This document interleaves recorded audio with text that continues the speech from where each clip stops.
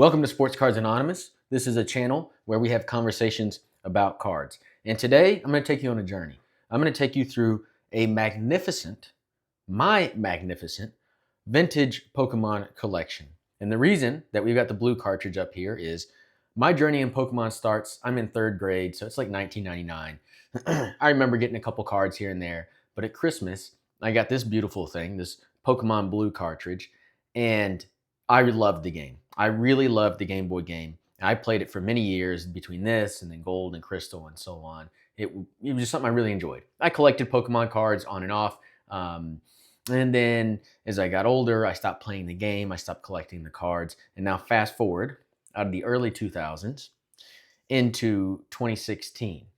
My best friend Schwartz, who's going to make a few appearances in this video, he buys me this as a gift. First edition Sandshrew in a PSA 10.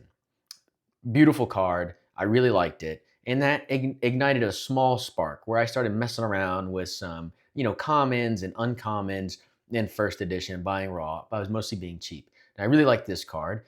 For those of y'all that don't know, I'm a big Sandshrew fan. Going back to Pokemon Blue, I would always get a Sandshrew, turn them into Sandslash, and just slash my foes to death. It was a great time.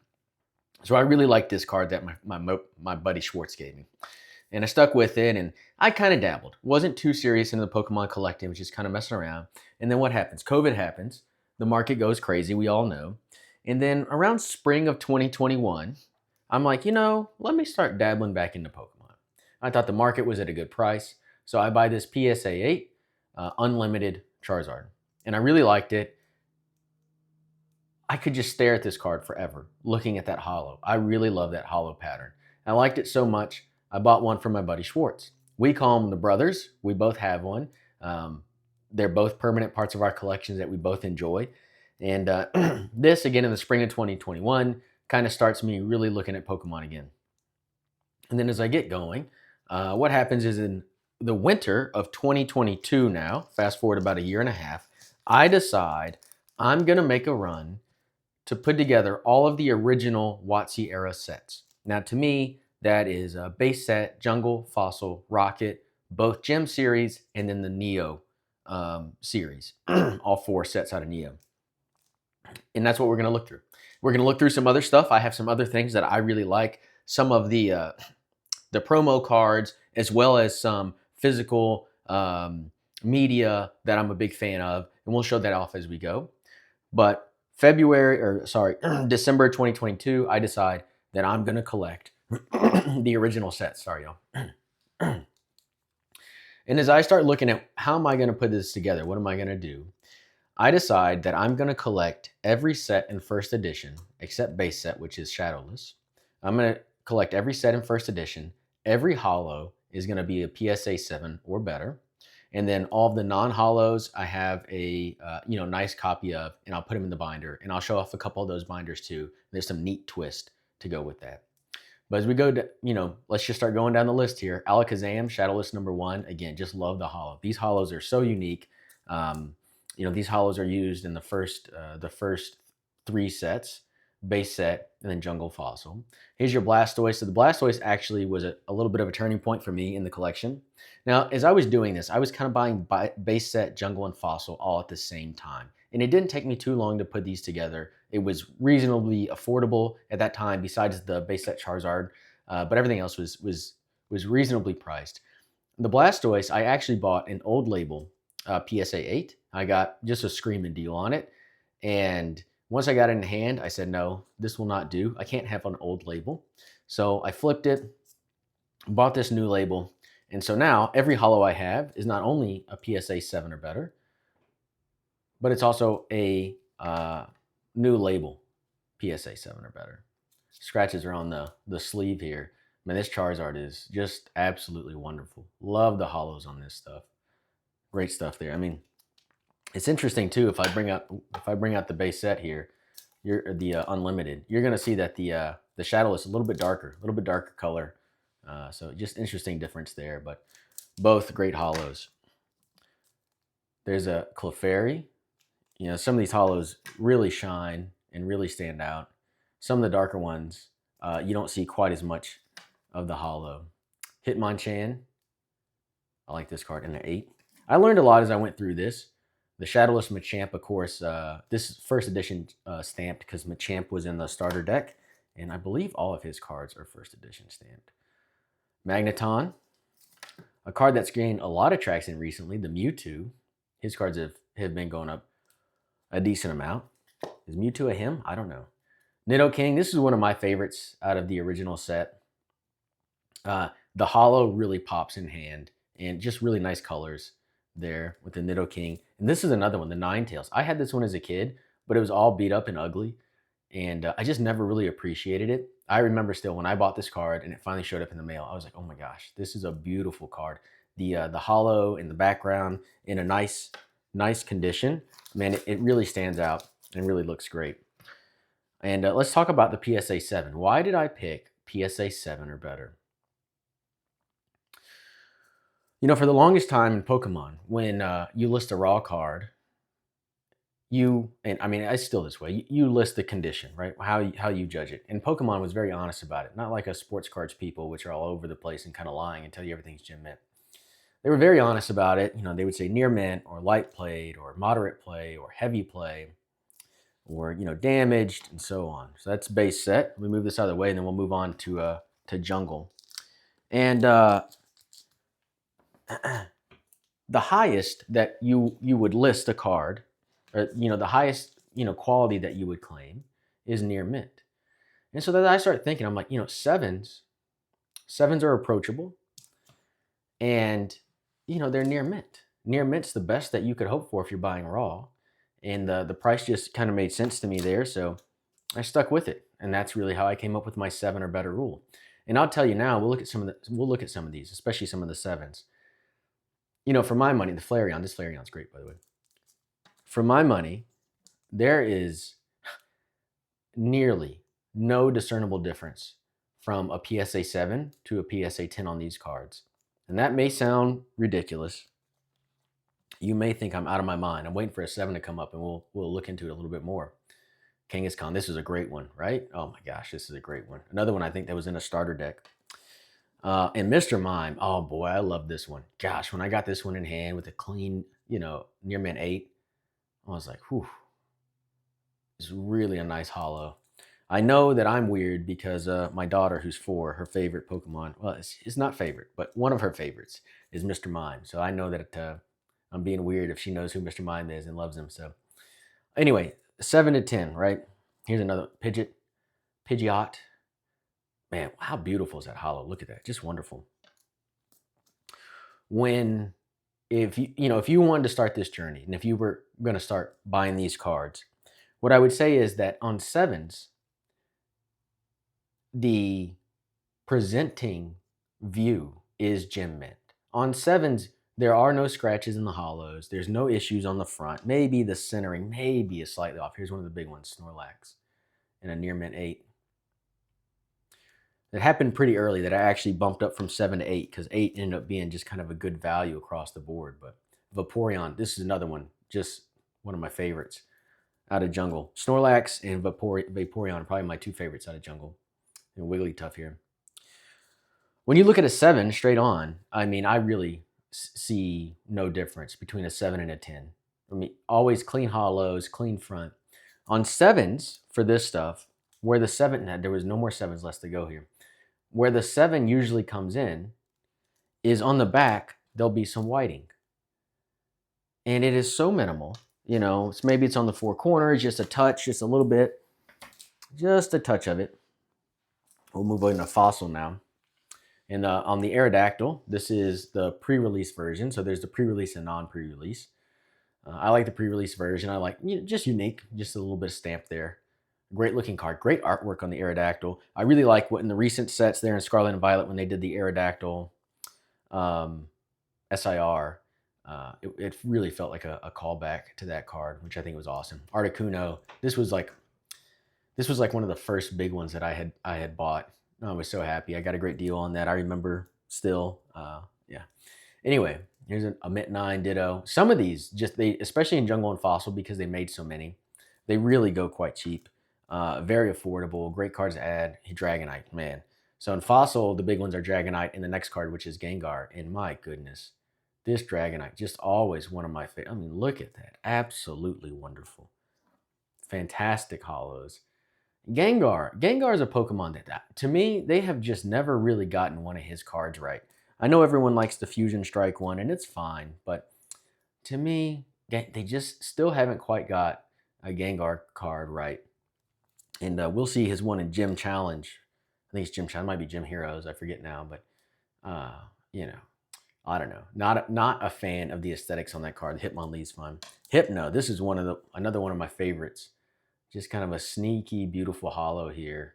I like those psychic hollows. I mean, we're just burning through 8s. So I'm not seeing any 7s. Kabutops. How fun is it? Kabuto, the Kabuto King, and all that's going on there. What an interesting story that's been. It really goes to show you that this market is much more shallow than we realize. And we'll talk more about that as we get to Neo, because I think there's maybe some opportunity for manipulation in Neo if somebody was so inclined. And for somebody to just go on buy 200, fossil first edition Kabutos and it just drive the market up, 800x. It's just bananas. It shows you how shallow the market really is. And I mean, vintage has done well. It's gone up. It's done well. Muck. I like this muck. This was a gift from Schwartz. Vintage has done well, but I still think it's a little slept on. Some people will tell you the cards aren't as nice. And of course, for me, there's so much nostalgia here that nothing modern could compete with this stuff, for me. But obviously, every collector is going to be a little bit different. There's another Zapdos, quite nice. Now we're going to go into Team Rocket. Nothing can touch this vintage stuff for me. I just think this stuff is beautiful. And so Team Rocket here. Let me talk about Team Rocket. We have some 7s here, so I'll finish the 7 story. But Team Rocket, I went a little extra on Team Rocket. Now, Team Rocket, so you have base set, Jungle Fossil. Those were pretty heavily printed. Team Rocket, also heavy print. It also has a heavy first edition print. You'll also notice, let me bring in one of those other cards. In Team Rocket, the hollow pattern changes, where in this, you get those kind of starburst. Here, you get the swirls and the orbs. And so the hollow pattern changes with Team Rocket. And so for Team Rocket, not only are all my hollows a PSA 7 or better, but every one of them have a swirl. And we'll see if we can find them as we go. Oh, here we go. Well, there's more 7s to come. We'll wait. We'll look at another card for the 7. The Dark Arbok. The darker the card, what I found, the harder it is to find a good hollow. A good swirl. It's harder to see the hollow. There's your hollow right there above the cannon, which I thought was cool. So this, first edition Blastoise, we'll move to the next one. And that's the one we'll look at for 7s. Going back to my conversation about how I think 7 to 10, you're really not getting much value as far as collection goes. That's the swirl right behind Charizard's head there. When you look at the front of this card, to me, it presents like a 10. Flawless hollow, centering's good, color's good, no real issues. Where you start to see the 7 is as you go to the back, it's even hard to see. I mean, it's almost imperceivable here. But there you go on the bottom. A little bit of whiting. Okay, got it, I forgot exactly what I paid for this card. It's been years now.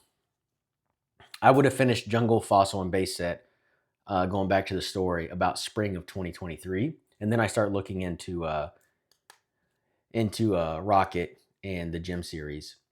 And so anyway, for me, for that little bit right there, and a little bit of whiting up there, the price of the card is $4,000 to $5,000 less. I mean, yeah, it's a no-brainer to me. These cards are wonderful, absolutely wonderful. They display great, they show great, just everything you're hoping for there. And PSA 9 there on the Doug Trio. Dark Golbat. This was a very hard one to find with the swirl. He's got the swirl right above his head. If anyone is ever looking to do this, start with the Golbat. It's a hard one to find. Golbat and then Arbok. Gyarados right there. That's Dark Gyarados. Love this Dark Gyarados. So, oh my goodness. I love this Dark Hypno. Absolutely fantastic card. Great card there. Back to the 7 discussion. So yeah, I mean, they just display so great. 7, 8, 9. To me, for my collection, what I was trying to do, there's no real difference. 7, 8, 9, 10, Here's one card I got to call out. It's impossible to get a swirl on this Here Comes Team Rocket because this is the only hollow space. So it's a weird, this is technically a hollow, but there's almost no hollow on the card. So if you were doing this, don't go crazy looking for a hollow on there because you're not going to find one. The Rocket Sneak Attack is a hard one to find too, again, because of limited hollow space, but you can find them. And then here, of course, the first edition hollow energy, the original energy hollow. And then, oh, I missed, sorry there. I have a couple out of order. The Dark Wheezing, this is another hard one to get the swirl on. Limited hollow space and it's dark. Love Wheezing. My daughter, I said one of her favorites is Mr. Mime. Her real favorite is probably Coughing, and I have no idea why.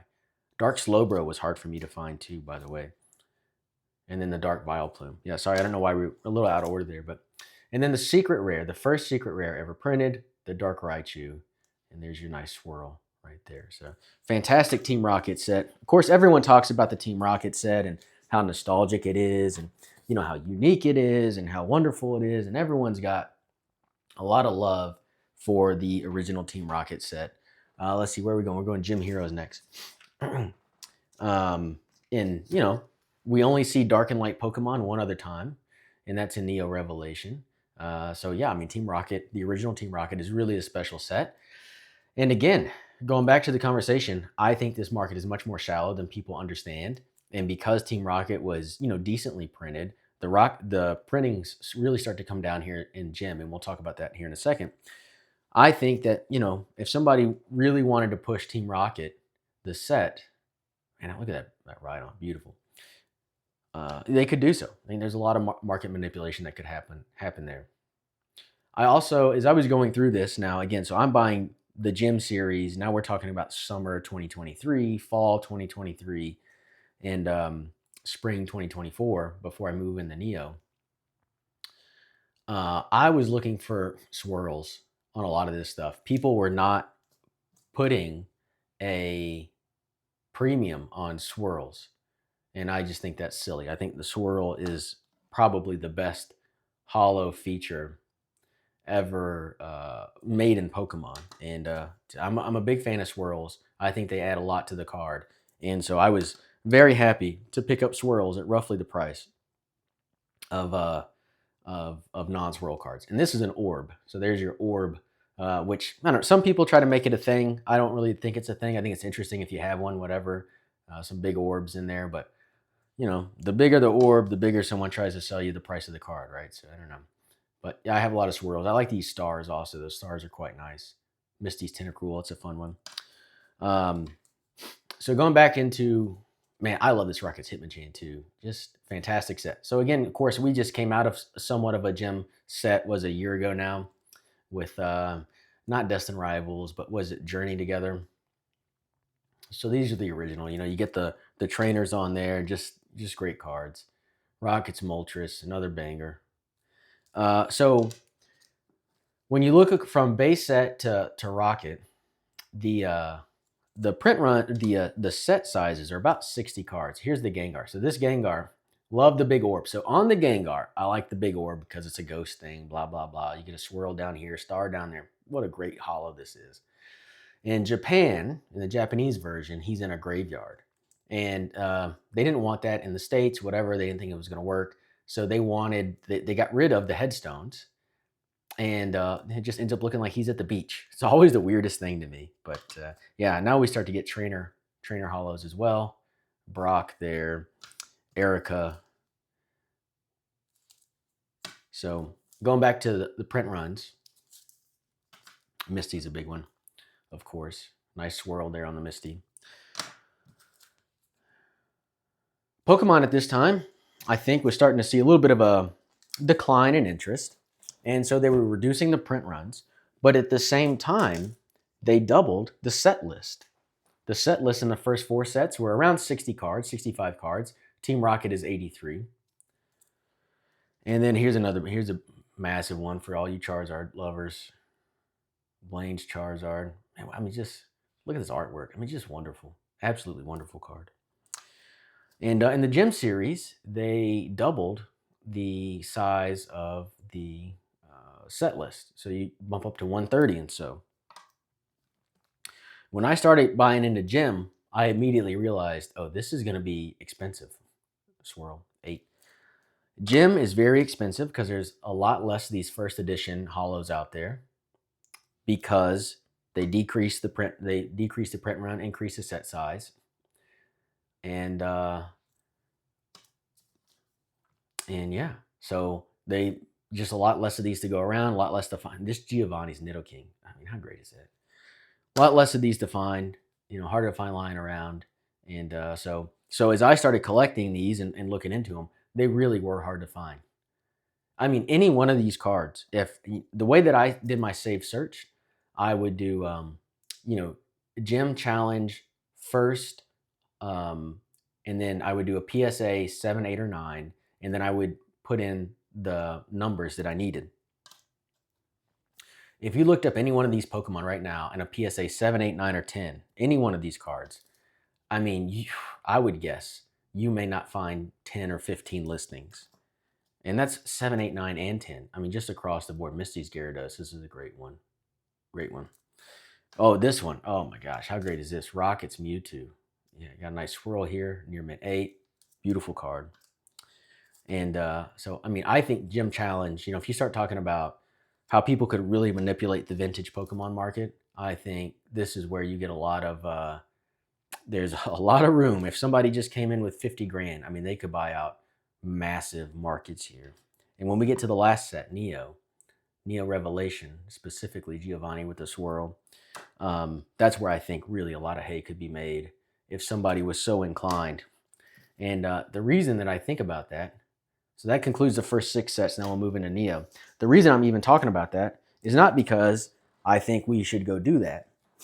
Is I started to close in on this set, so I move into Neo. I start buying Neo when about the spring of 2024, and it takes me about a year to complete. I finished my collection in the spring of 2025, maybe summer, June of 2025. As I start buying into Neo, so here we go, Genesis Neo first edition. Of course, this is now we introduced Gen 2 Pokemon. When I start buying into Neo, Jim kind of showed me, but then Neo really showed me that this market is so incredibly shallow. I mean, it's just, there's nothing there. And again, as we move out of Gem, Pokemon still wasn't quite as popular on the cards, so they weren't making quite as many. I always like this Heracross, of course, Gen 1 Pinsir horns there, Jumpluff. So they reduced the print runs even more. It's hard to find this stuff. Of course, this is one of the big ones, the Lugia. Nice swirl. Again, I didn't have to pay a premium for the swirl. Just blows my mind. Wonderful card. Wonderful card. And so this stuff is, to me, especially when you get to Revelation. I mean, I'm telling y'all, if you look up, Shining Charizard, PSA 7, 8, 9, 10, and there might be 10 listings. For 50 grand, you can buy out the entire market and then name your price on a near mint plus copy of a Shining Charizard first edition. I mean, this stuff is just so limited. It's so hard to find this stuff. There's usually pretty good fights at auction for this stuff. That Steelix, I can't get that holo to show well.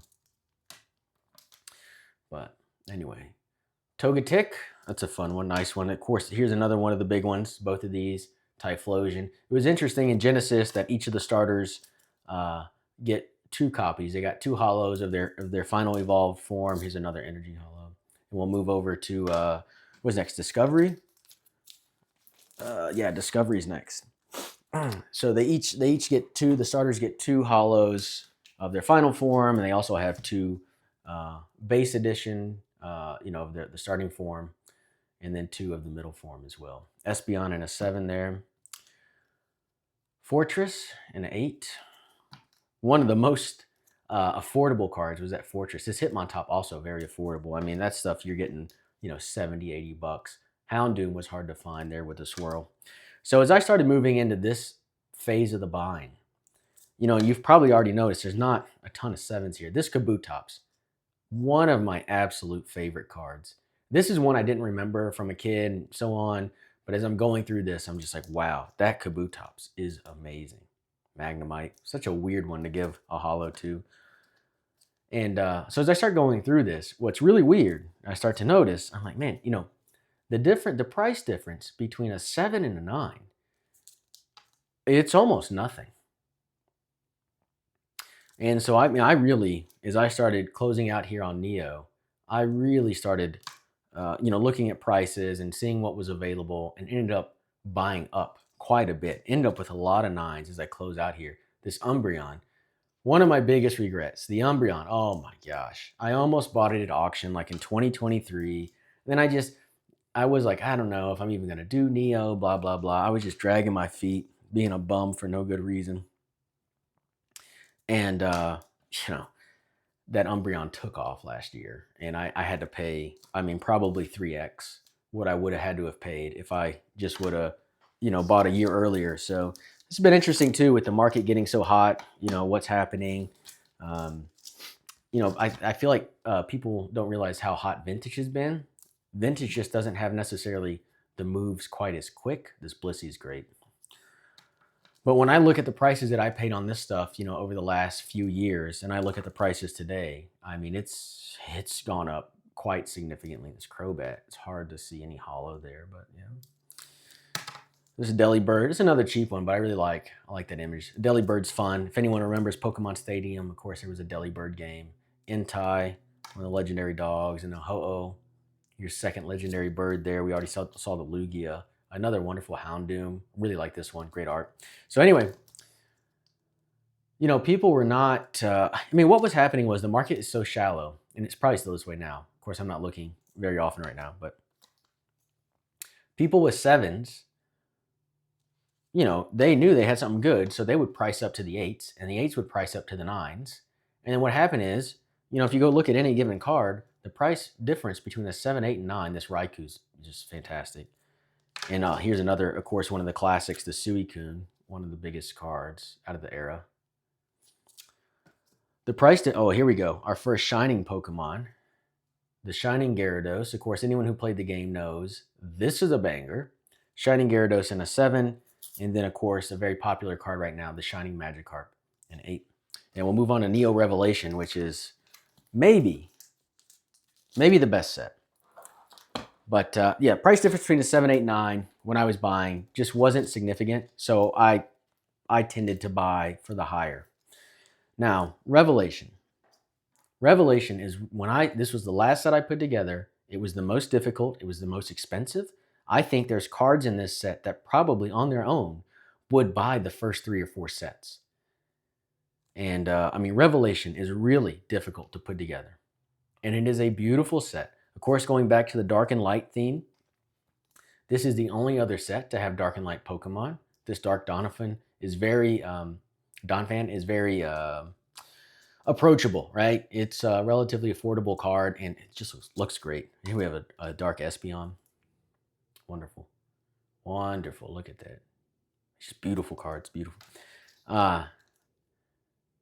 When I started putting this together, I was like, this Revelation is really difficult to put. I put together everything, and then I started Revelation because I knew there were some big boys in there, and I was going to have to really consolidate my funds. Dark Gengar. See, again, this is probably the best Gengar we've seen. I'm just still not a big fan of it.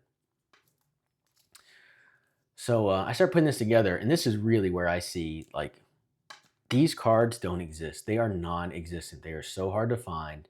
So if somebody picked any single card and just decided that they were going to buy it out, they would drive that market absolutely berserk.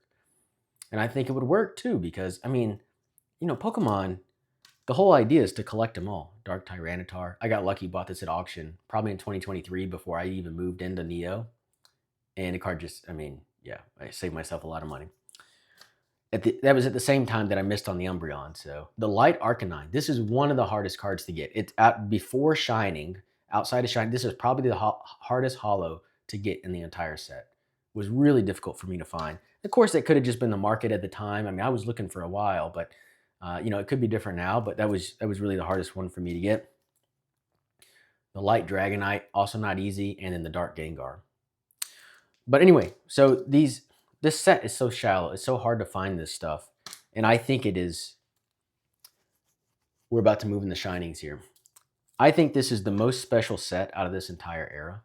I think you have the last light and dark Pokemon. You have the Shinings. You have the last, WotC design era cards. I mean, I really think, here we go. Here's a massive. This is one I tried and tried and tried to buy a 7. And those guys with 7s were asking 9 prices. So one day this went at auction and I bought it. And yeah, I bought it almost a year ago. And I don't look at this stuff in the values very often. This is one of the few. And it's doubled. It's doubled since I bought it. And that's how, going back to vintage, it doesn't get the hype for going up as much as it has, but it is moving up very strongly. All this stuff. I mean, if I started to try to do this today, I would really struggle to do it. It took me 3 years to put all this together. If I started today, it would take longer, but for me, it would be worth it. And we got a couple more here, and then we're going to start going into some other things. Shining Raichu. Man, look at the colors on this. Just stunning card there. That's a great one. Steelix. And then finally, the first Shining card I actually bought. I bought this the same day I bought the Dark Tyranitar at auction and missed the Umbreon. And saved myself a lot of money by buying it early. So there's that. Now I want to go into a couple other things. Let's just start with the promos. I do like some of the promos. I have more than what I'm showing here. I'm showing off really what I think is the best. This is a Japanese promo that I'm a big fan of. I love the reverse foil, ton of swirls, and which is any one of these is going to have a lot of swirls. Just a beautiful 9. That's just a great artwork, great card. This is a card I wanted for the absolute longest, and I finally found a good deal on ComC and bought it in a PSA 10. Of course, anyone of age will remember the Pokemon 2000 movie coming out. You go to theaters, you get the card. Getting this in a 10, I love that card. Very nostalgic. The Dark Persian. This actually was supposed to be the Persian in the Team Rocket set. I love this one. I think this is much better. In Japan, this is the dark version, I understand. Of course, you have Giovanni there in the background. Great promo card there. Meowth, the Game Boy promo card. Love that one. Another promo here with the Eevee, a holo promo on the Eevee. This one's hard to get in a good grade, which is true for a lot of the white bordered cards. They tend to not grade well. One of my favorites, the Snorlax sleeping card with Eevee there. I just think this is, I really think this is a wonderful card. I don't know what the market is on it, where it's gone, but I just a great card. Great color, great image. And then the last one I'll share, the Mewtwo. Now this one is very unique in that this is one of the very few English-only artworks. Of course, we don't see that very much in Pokemon, so that one's pretty unique. Now I want to move over into Game Boys, into game stuff. So again, I love the cards. I've talked about it. I maybe left some conversation there on the table. Sorry, but we're going to move into Game Boys now. I love the Game Boy game. It's mostly how I interacted with Pokemon growing up. And my good buddy Schwartz here has done me a solid and has basically bought me the entire collection of Pokemon boxes. So here's Blue. This is the first edition print run. You'll notice because you have Sandshrew down here. The unlimited run we'll call has Rattata, but this is Sandshrew. So this is the original print run of Blue. There is a much smaller limited set that was made before this, but this is basically the first edition box of Blue. And then we have the same thing here on Red, first edition box, and it's the same thing. You've got the Sandshrew down there instead of Rattata. And then I have those boxes, and then a recent pickup. Really, probably the final pickup for this collection was the CD promos out of Japan that the box art was based on for both Charizard and Blastoise. And then, just for myself, I went ahead and bought the Venusaur as well. I really chased these a long time, was waiting and waiting. And then finally, it was kind of the last thing on the list to buy. So I bought it, really enjoyed it. Really happy to have it. And this lighting, right? Here's the yellow. Fantastic. A little bit less variance on the yellow. This is a first edition yellow. You can tell because the E here is white. The black E is the second, more unlimited print run. But this is kind of the first edition here. And then there's the cartridge. Just sharing the cartridge. I have the game for each of these. I'm not showing them off on all. And then, of course, a lot of them have the booklets. Schwartz did a good job buying stuff with the booklets. I kind of wanted to share this and just kind of thumb through it a little bit for anyone with nostalgia. We're going to go through some of the game stuff, and then I'm going to show how I keep my non-hollow cards. I meant to do that as we were going through the cards, but I kind of slipped my mind. A couple of books. If anyone was playing the game, you probably remember this book. It was an absolute necessity. This one has the poster. Not all of them have the poster. When you come in here, you'd play the game and you say, hey, I want to know what level does Poliwag evolve at? It tells you 25. Okay, and how does Poliwhirl evolve? And here, you have to trade a Waterstone. You give a Waterstone for Poliwhirl, and then you get Poliwrath, right? So this was like before the internet, right? I was technically not before the internet, but this was your manual. This is what you used. It was your guide. Would help you, your reference. And then here, I didn't have this when I was growing up, but this is the actual Game Boy Red and Blue, manual playthrough, like how to play the game. And again, I didn't have this as a kid, but I did see it, and I was like, it's a pretty unique piece there in Pokemon's history. And again, I love the Game Boy game so much, so let me just go ahead and pick it up and have some fun with it. Now, we're going to move into Gen 2. And Gen 2, we've got all of our boxes here as well. So there's the Silver. Silver, of course, is a classic. Now, Silver, Gold, and Crystal, by then they had kind of figured out production, and so you don't have the variations quite as much. There are some slight variations on down here. These are the Ys, which is the the more common version. But then there's the H's, which is less common. In fact, is the Silver might be the H, but anyway, there's not as much variance there. And then for the Crystal, this is actually the rarest of the boxes. The reason being, as Crystal came out, how great is that? Crystal was a wonderful game. As Crystal came out, they started moving to Game Boy Advance instead of Game Boy Color. So to find a box of Crystal is no easy feat. There's a lot less of it available. This was my original Game Boy, the purple there, and just for myself, I went ahead and bought a box too because I just think it's wonderful. I really love this stuff. It's just fantastic. A couple more game stuff to show off, and then I'll show off a little bit more of the cards. N64, Pokemon Stadium. You either know it or you don't. It was fantastic. It's one of the best all time. You all know it's cool. And then this. Now, this did not have a lot of love in the gaming community for a long time, but it is finally gaining some traction. This is an N64 Pikachu Pokemon edition. There's your power button. There's your reset button on his foot. Fantastic piece there. 10 years ago, if I would have bought it, it would have been $80. It's probably tripled since then, but so be it. I think it's a great piece. I still think it's a good price. And then for the GameCube, there's Pokemon Coliseum, which is an extension of Stadium. And then Pokemon XD, Gale of Darkness, a very, very unique entry in the Pokemon game lineup. Really a one of one. Nothing quite like it. I think that's a special game. Now I want to talk about a couple more things. This is the original Japanese book. So in Japan, when the sets come out, they have books, and it comes with some promos and stuff. And this is one of the original ones here, and this is for Neo Genesis. And on these, sorry about that. The hollow is a unique hollow. It's a very strong hollow pattern. They almost all have swirls.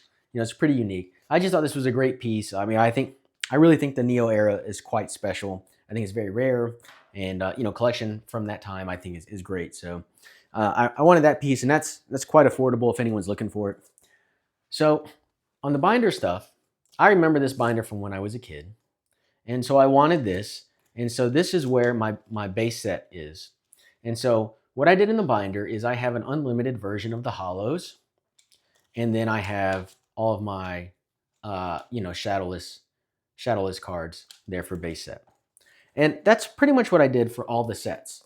I like to have a unlimited hollow version for each of the hollows, and that way if you open the binder, you still get to see. I love this binder. And this binder, I bought this off of eBay new, and it comes with the checklist across the board. You can see 64 and 62 cards in Jungle, 102 in base set. And then, so there's all your hollows. And then if we just come back here a little bit, and you see all my first edition non-holos. So the reason I'm not showing these is we'll go look at Team Rocket. So Team Rocket is a special one. So I love these binders, right? Those are the original binders. Now Team Rocket has a very special Team Rocket binder. And this was bought new off of eBay. It was still sealed. I went ahead and opened it. It's fantastic. Team Rocket binders. We look at the side here. And then on the back, this nice artwork. These are not easy to find. And a lot of times if they've already been opened, they're actually ruined because these are massive, I guess 3-inch binders, the Team Rocket set list. And then not only did it come with a set list, but it comes with this printed out version of like what every card looks like. So it's so cool to have that with the collection. It's all the original stuff there. So there's all your holos. And then we'll go into, I know this isn't exactly a great view. If I pick it up a little bit, you see a little bit more there. Then of course you have the non-holo versions of the rares. And then you move into the uncommons. Just absolutely magnificent. Just love this stuff. Just great art. We're going to go into a Neo set. But anyway, so Rocket, that has this unique binder. It's a one of one, right? There's nothing quite like it in the other sets. Nothing, at least, I should say, nothing that I've been able to find. If Neo or if the other sets have, binders like this, I haven't been able to find it. But so I really cherish this Team Rocket binder. Fantastic gift. Now, I'll tell you for the other stuff, once I got that Team Rocket binder, I was like, well, man, this is awesome. I want everything like that. And like I said, I couldn't find them. So if you go on eBay, if you go on Etsy, there's people that make the binders. And you'll notice some holes. We'll talk about that here in a second. They make these binders, and this binder is great. This is gem. I'm not going to go through it. But there you go. Checklist on the back. I mean, they really put some art. They put some effort in this. So that's the gem. Both gems kind of look like that. And now I'm going to skip into Neo. So last thing I'm going to show, and this is the Neo Destiny. No, not Neo Destiny. I want Neo Revelation. No, I want Neo Destiny. Neo Destiny's right. The Neo Destiny binder. And so what I was going to say, once I really started going, especially once I got into Neo, even the unlimited holos got so expensive. And frankly, as I put this collection together, I was like, it's not really doing anything for my, for my collection. It's like I'm not enjoying my collection anymore by having these unlimited holos here because the graded holos that I have are so accessible. So I stopped putting the holos in the front. Anyway, I wanted to show this off because I think, again, Neo Destiny, I think it has the best artwork of all the sets. I think it's very unique. I think it's playful. I think it's light. And we look at Dark Flaffy. Look at that. Flaffy has no business getting that much love in a card, being that awesome. No business at all. Look at that Dark Wigglytuff. And one of the big ones, the Light Machoke. Just sitting there looking at a flower, Look at that Light Vaporeon. Fantastic. Of course, the Jolteon. This is a pretty expensive card there. The Light Jolteon with the Togepi in the image. Again, the last set to have light and dark Pokemon. And yeah, it's all first edition, all good stuff. So that's it, everybody. That is my vintage Pokemon collection. I went on quite the journey to do this. And I will be honest with you, one of the things, here's my last little call out for y'all. I'll put something here for you to look at while I talk. One of the things that was probably the most interesting to me is once I put this together, I really felt like I had accomplished my Pokemon journey. Like there's nothing else that I want. I'm content with this. I don't look at Pokemon anymore. In fact, I even sold my entire sealed collection, which was significant. It was about 60 grand worth. I bought a Mustang. Why? Because I love this collection. I think this collection is awesome. And I just have no desire to get anything else. Like I feel like I completed Pokemon. I feel like I caught them all, I really feel like this is done. That said, there's some awesome sets out there still that I could consider adding. The e-readers, they're not my favorite. They look fantastic, but I wasn't in Pokemon when e-readers was coming out. So there's not a nostalgia there.